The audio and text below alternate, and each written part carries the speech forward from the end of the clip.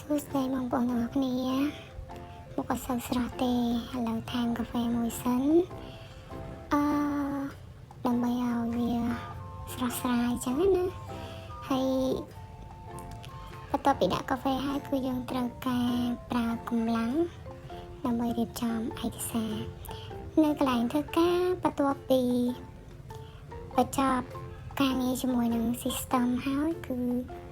ចាប់ផ្ដើមរៀបចំទុកដាក់ឯកសារម្ដងរៀងរាល់ថ្ងៃគឺខ្ញុំធ្វើបែបនេះការងារវាមិនងាយស្រួលធ្វើដោយយើងទៅយកលុយទៅចាយទេអញ្ចឹងសម្រាប់អ្នកដែលគាត់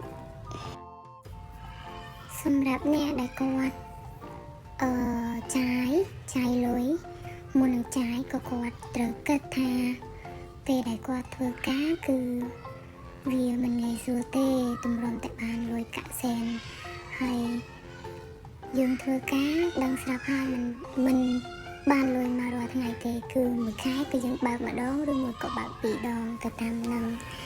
អញ្ចឹងនៅពេលដែលចាយលុយយើងត្រូវគិតថាពេលយើងរកលុយមកហ្នឹងតើវាស្រួលឬមួយក៏វាលំបាកសម្រាប់ខ្ញុំវាមិនស្រួលហើយក៏វាមិនលំបាកដែរប៉ុន្តែគឺខ្ញុំត្រូវការសន្សំសំចៃពីព្រោះដោយសារតែខ្ញុំមានតម្រូវការជាច្រើនសម្រាប់រ៉ាប់រង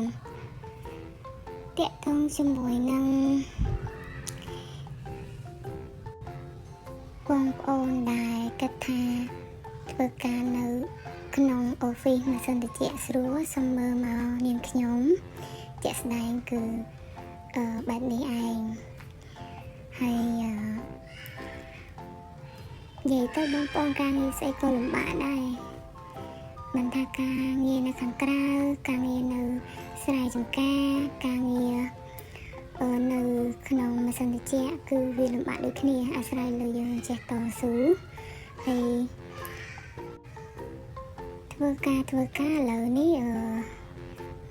មេឃនៅខាងក្រៅគឺមេឃចាប់ផ្ដើមភ្លៀងហើយវាក៏ជិតដល់ម៉ោងដែលខ្ញុំត្រូវត្រឡប់ទៅផ្ទះដែរម៉ោងដែលចេញពីធ្វើការអញ្ចឹង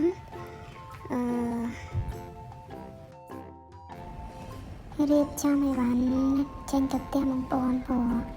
ថ្ងៃនេះអត់សូវមានការងារច្រើនទេអញ្ចឹងបានទៅផ្ទះពីភ្លើងតិច